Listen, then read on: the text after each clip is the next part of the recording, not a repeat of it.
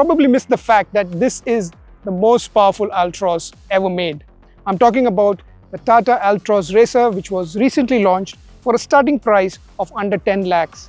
Not a new car, we've first seen it at the Auto Expo last year and comes at a time when Tata has discontinued the I-Turbo DCT variant. So we've spoken a lot about its specs and prices. If you've not seen the video, you know where to click.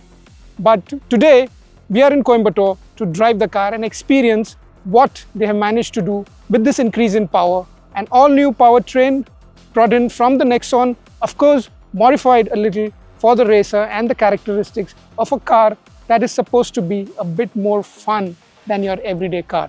So let's find out. But before that, do subscribe to the Car and Bike channel if you haven't already, and don't forget to hit the bell icon. My name is Girish Karkera, I'm in Coimbatore, and once again, this is the Tata Altroz Racer.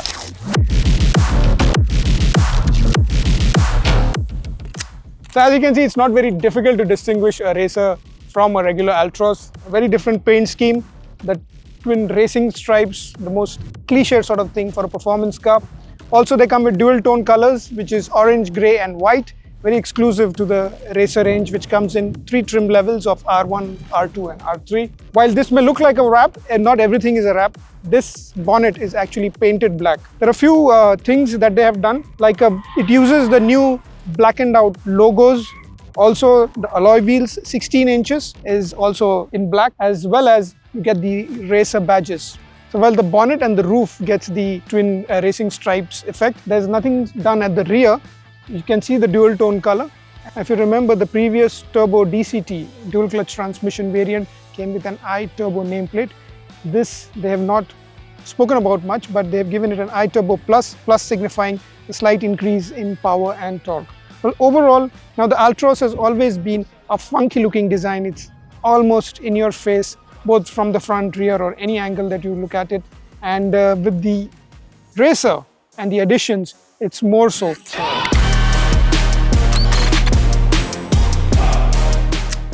So let's get to the heart of the matter and let's see how the Altroz Racer is to drive. Under the hood is a 1.2 litre turbo petrol that you also see in the Nexon. So similar levels of power, around 118 bhp and 170 Newton meters of torque, slightly more than what we had with the I-Turbo DCT version. Only comes with a 6-speed manual, no automatic. So the first thing you notice when you start driving is it's genuinely a peppier car than what the Altroz was. And one of the reasons for that is this is in a permanent sport mode. As you know, the Altroz comes with drive modes, but the Altroz Racer is always in a permanent sport mode. So it's peppy right from the word go, and you really notice it. Vibrations are quite well controlled. I'd say they've done a good job. The exhaust note is a tad more sportier than the regular Altroz, and you can actually hear it, and it feels nice.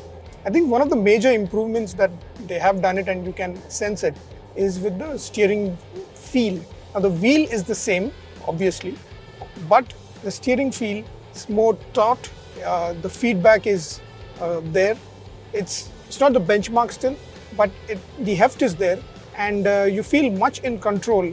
It's much better than what you get in the regular Altroz. And you'll probably notice this more when the car is doing higher speeds, which it can do with ease. The other very likable thing about the Altroz has always been its ride quality, and they haven't compromised much on it. So typically a sportier car would mean stiffer suspension, and while they could have done it, I think to keep the overall practicality of the Altroz Racer as an everyday car, they have kept the suspension tad bit on the softer side. Frankly, I'll take it because I'm a sucker for good ride quality, and I think that is very important. If you're using the car day in and day out, you obviously want comfort, you want refinement. On that note, the car sits on 16-inch wheels. The spare tire, however, is not a 16-incher, and it's a 14-inch space saver. Not a lot has been said about the overall fuel efficiency of the car, but I'd reckon the claimed figure would be slightly better than what we get on the Nexon, which starts at around a claimed figure of 18 kilometers to the liter. This, of course, is a lighter car, and it has the same amount of power. So definitely the fuel efficiency would be better than the Nexon. I'd still reckon it would probably be in the 12 to 13 kilometers per liter range. So that's the onboard computer telling me about the average fuel efficiency of the car. I'm sure it's going to be more than that during regular usage. Now, unlike the previous iTurbo version, which came with a dual clutch technology, the Racer currently gets only a 6-speed manual. It has its good and bad side. Like if you're in slow moving traffic, you miss the convenience of an automatic. However, show it an open road and the manual peppiness really comes through. What also helps is the shift feel is not too bad. It isn't vague, and it doesn't feel notchy or rubbery. The throws, however, are a bit too long to my liking. But it won't be a deal breaker for me, especially in the Racer. One thing if I could change visually though, is that its gear knob feels a bit too cheap compared to what the Racer is all about. And this is the most expensive Altroz variant that you get. Maybe they could have done something to give it a slightly more sportier looking gear knob. So we are on the highway now and we're doing triple digit speeds. It's been effortless to get there. Also the car feels quite stable. It isn't bouncing around a lot. The steering has weighed up and it's pretty stable. It doesn't need to be corrected continuously. The steering wheel is the same as in the regular Altroz. You have height adjustment. There's no telescopic steering though. In fact, I love this steering wheel more than what you get in the new generation Nexon, which has more capacitive buttons and has a more minimalist design. This is much more easier to grip, especially for those who tend to hold the steering wheel with both hands at around 9:15 clock time. So it's very convenient compared to the ones that you get in the newer generation Nexons. I know this because I'm using one right now. The Altroz comes with a lot of new features, including blind spot monitor. That's one of the highlight features of this car. And while it can be handy, I find it a bit irritating that it comes on the central display. Every time you put the indicator on, the camera gets activated and it shows you the lane to your left if you're giving the left indicator, and right if you give the right indicator. But it blocks the navigation that you may have been kept on. So if you are in a new place and you have to take quick turns, you might miss it. I find it a little bit irritating. It's better in some other cars where the display of the blind spot monitor comes in the instrument cluster. Speaking of which, an all-new instrument cluster in the Altroz Racer, and it's a TFT display. It's very crisp, the layout is clean, and you can actually change what information that needs to be displayed in the instrument cluster. It is divided into 3 parts. You have the tachometer on the left, the temperature gauge and the fuel tank indicator on the right, and the central display is where you have information like the speed of the car. It's a digital one. Then also you can go through the settings with controls on the steering wheel.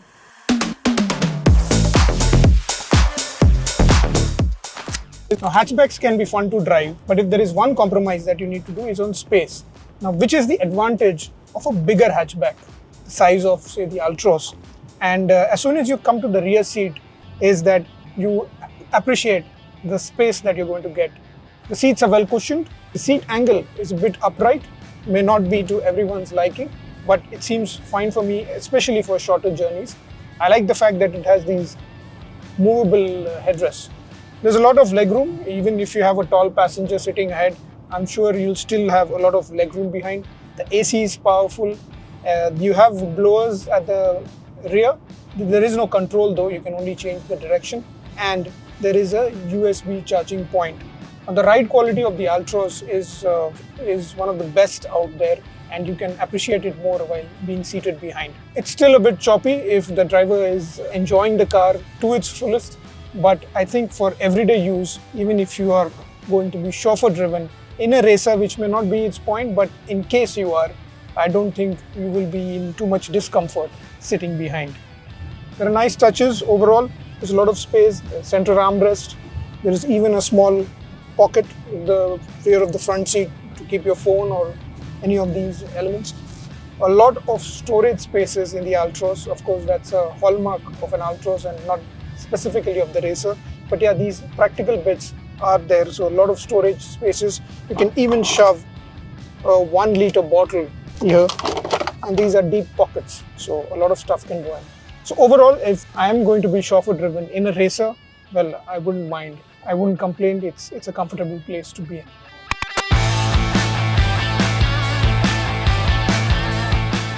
Now, the Altroz was conceived originally as an everyday, possibly family car, but the Altroz Racer has been developed with the help of an ex-Formula 1 driver, Naren Karthikeyan. But naturally, we were also inquisitive, like you, of what it could do on a racetrack. I must tell you, the Altroz Racer is no slouch. I mean, it's quick, but quite frankly, I'm amazed the kind of things it can do on a racetrack. The Altroz was never meant to be a track car, but with the Racer, they just have given it some potential. In real world terms, I'm thinking that this would be much more confidence inspiring to drive on the regular roads, of course within speed limits, but it can give the driver a lot of confidence, and the dynamic ability of this Alpha platform really shines in the Racer.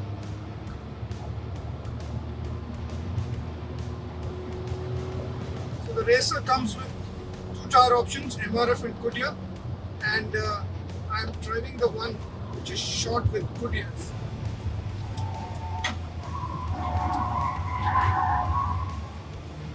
Now usually cars tend to understeer a lot. Well, there is a hint of it, but it can oversteer.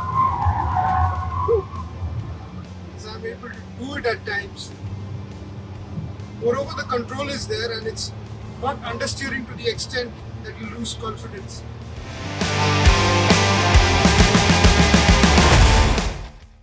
Ever since its launch, Tata has sold over 2.5 lakh units of the Altroz, and that's a testament of its practicality as an everyday car. With the Racer, it's a different sort of addition to what the Altroz has always been about. It's about your comfortable, premium, everyday car, and now with the Racer, they want to get into the enthusiast zone. Now, genuinely, they've done a good job with the powertrain, with the gearbox, with the overall handling of the car. There are small niggles, as we've mentioned in the video, on what we like and what we don't like. But having said that, for the price range that it comes for, the Altroz Racer is a fresh offering in the segment, and it should keep enthusiasts interested. Now, the Racer is an aspirational product. Okay, it's not a racer in the true sense, but it aims to be one, and the intent is pretty clear here that Tata wants a car that will be different than your everyday car. While most of us are now skewed our purchases towards SUVs, there is still a bunch of enthusiasts who think differently, and that is precisely where the Racer could fit in. It could be one of you. If you're one of them, the Altroz Racer is probably the car to have.